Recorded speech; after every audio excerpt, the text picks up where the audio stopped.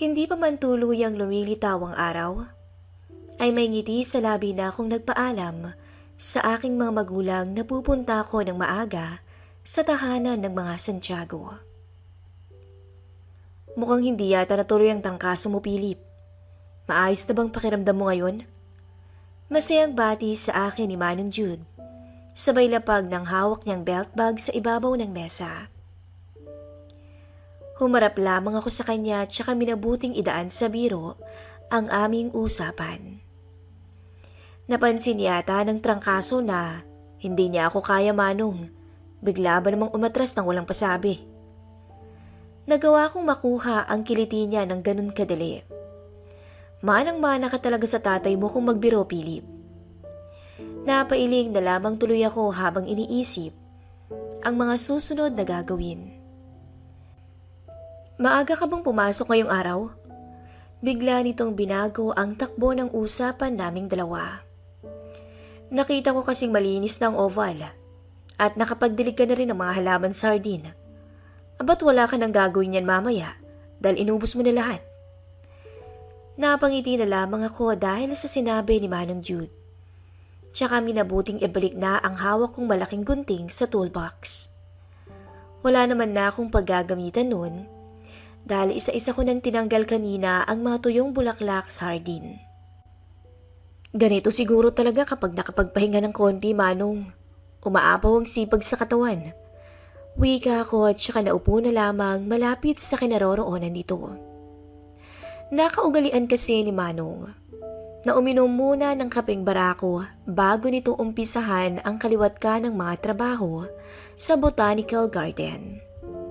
Madalas ay nagbabaon siya ng pandesal na may konting cheese na palaman, tsaka mang-aalok sa akin tulad na lamang ngayon.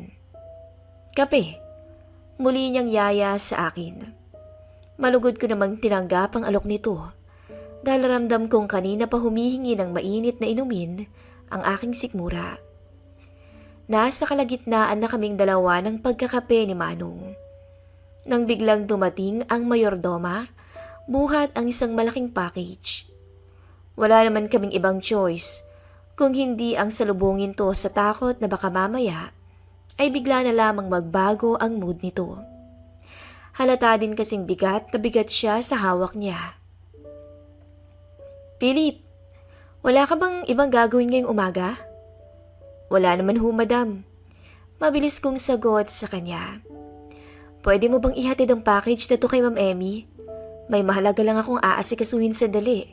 Nagmamadali nitong sambit.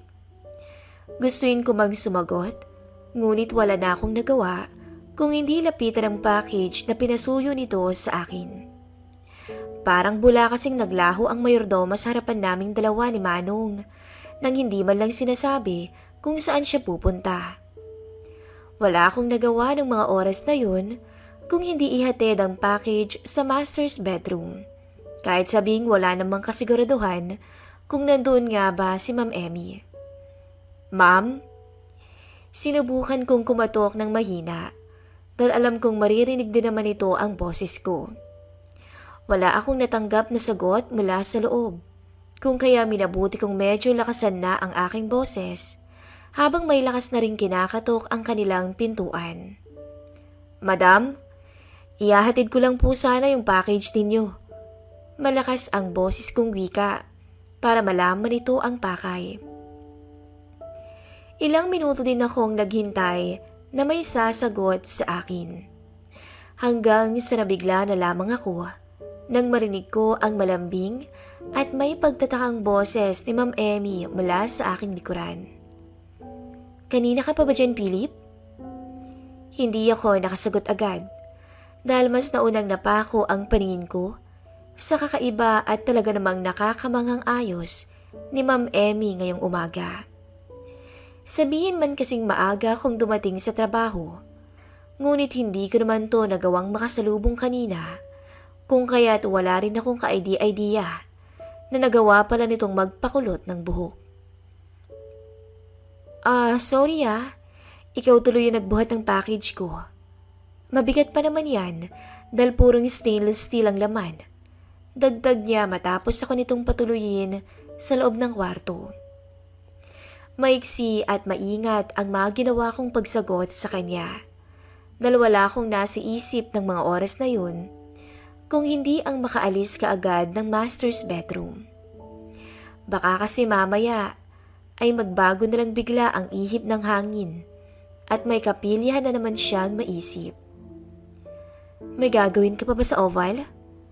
Tanong nito matapos niyang kumuha ng gunting. Gustuin ko mang magsinungaling dito, ngunit kabadong napalunok na lang ako nang lumuhod si Ma'am Emmy sa aking harapan, sabay hawak sa package na kasalukuyang nakalapag sa sahig. Kung hindi ka busy, pwede mo ba akong tulungang buksan at i-assemble tong mini vanity rack? Imbis na sa package ay sa ibaba ng leeg niya na pako ang aking paningin.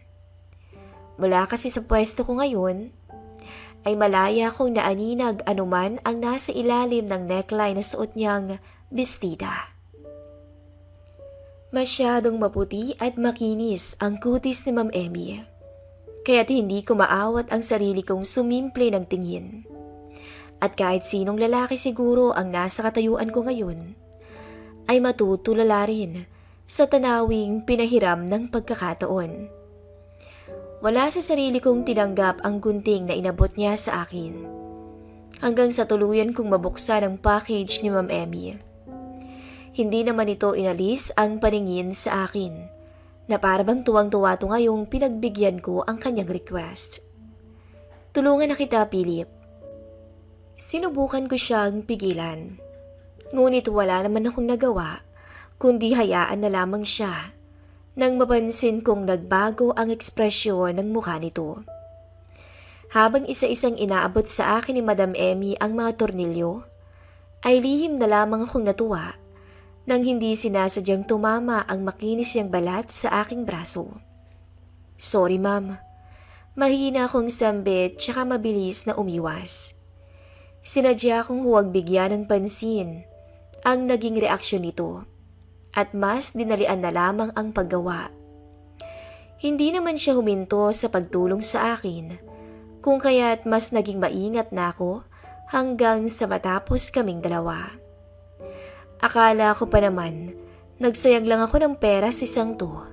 Totoo ngang matingkad na lavender ang kulay at mukhang matibay ding tingnan. Hindi ba, Philip? Opo, madam. Wika ako habang nakatingin sa binili nitong gamit. Sinadya kong tignan yun at pakinggan na lamang ang mga sinasabi nito. Kahit ang totoo ay hindi ako makapaniwalang umabot ng 15,000 ang halaga ng maliit na lalagyan ng mga alahas na binili niya.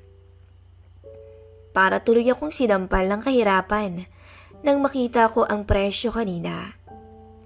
Mauna na ho ako, madam. Baka kailangan po ni Manong Jude ng tulong ko.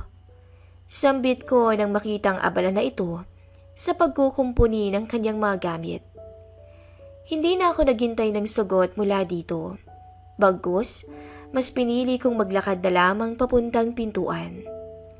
Ngunit hindi pa man dumadapo ang mga kamay ko sa doorknob, ay napansin ko na kaagad ang presensya ni Madam sa aking likuran.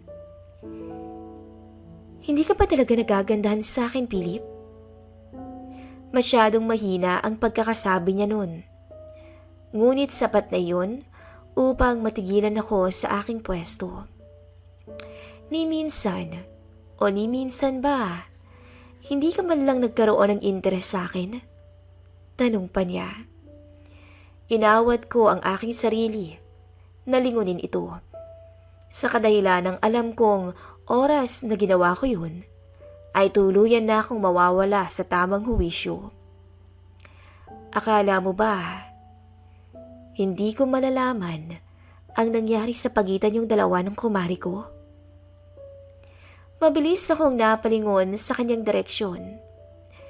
Dahil nagulat ako kung paano niya nalaman ang nangyari sa amin ng kumari niya. Ano bang nakita mo kay Helen na wala sa akin? Ramdam kong may halong selos ang tono ng pananalita ni Madam. Pero sa kabila nun, ay may hindi maipaliwanag na lungkot din akong naaninag sa mga mata nito. Para bang humihingi yun ng pansin at pagkakataong makatakas mula sa tinikalang nakagapos sa kanyang leeg. Sagutin mo ako, Philip.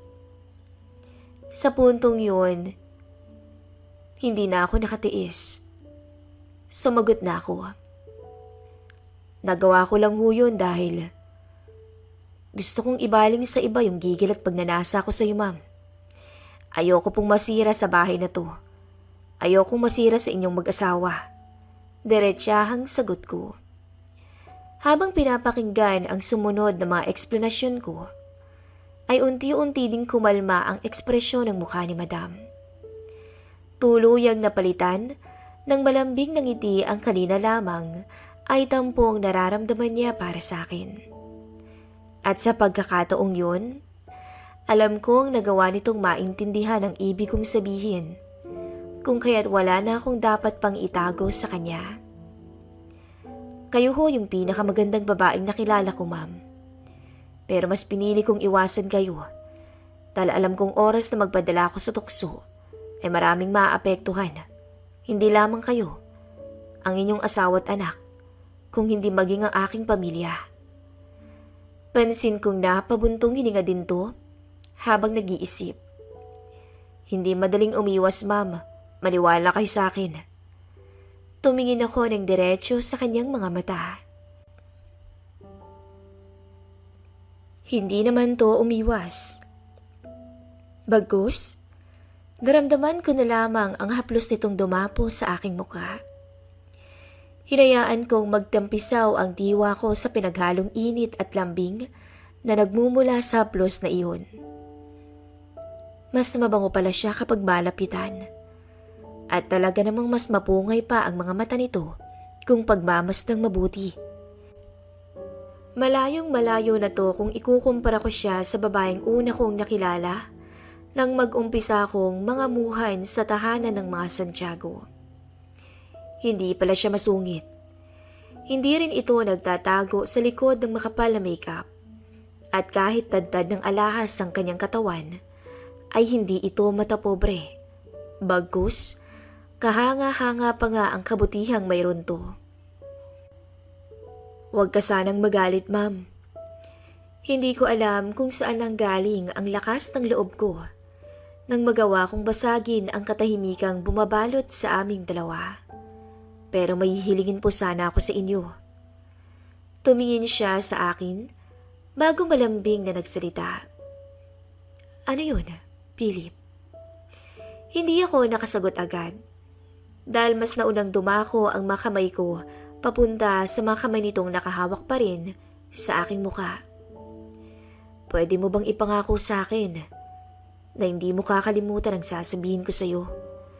Ayoko sanang marinig ulit na minamaliit mo ang iyong sarili, lalo na kung gaano ka kaganda at kahalaga sa mga taong nakapaligid sa inyo. Malungkot lamang siyang tumitig sa akin. Paano kung hindi ko kaya? Umiling ako sa kanyang harapan dahil gusto kong baguhin na ang pananaw niya pagdating sa bagay na yun. Pinagmasdan ko lamang ito ng mabuti. Dahil ba, pakiramdam mo ay nakakulong ka sa bahay na ito? Munti ko nang mabanggit kay Ma'am Emmy ang pagiging ekstrikto ng kanyang asawa. Ngunit alam kong mas madadagdagan lamang noon ang stress na nararamdaman niya. Ayokong tuluyang lumayo ang loob nito sa kanyang pamilya. Ngunit hindi rin nawawala ang kagustuhan kong maipabatid dito ang halaga niya bilang isang babae. Pasensya na ho kayo. Wala talaga akong intensyon na saktan kayo. Mahina akong sambit habang minamasdan ang naluluhan niyang mga matang nakatingin sa akin. Wala kang kasalanan, Philip. Mahirap kasing ipaliwanag ang sitwasyong kinakaharap ko. Lalo na sa mga kinikilos ng asawa kong minsan, hindi ko na rin maintindihan. Hindi ko na alam kung ano bang dapat kong gawin. Nahihirapan ako. Sabihin bang kasalanan ang mahumaling sa pinakamaganda at nakalalaso na bulaklak sa tahanan ng mga Santiago, ay tuluyan akong bumigay nang makita ang luha sa mga mata nito. Namalayan ko na lang ang sarili ko na masuyong hinalikan ang magandang amo ko habang puno ng pag-iingat na hinahagilap ng haplos ang katawan nito sa ilalim ng kanyang bestida. Sinubukan kong ipaalala sa kanya kung gaano siya kaganda at kung ano ang tunay na epekto ng pangaakit niya sa akin. Philip, namumungay ang mga mata nitong sambit habang hinahayaan ako sa aking kapanghasan. Hanggang sa tuluyan kong nakalas ang suot nito.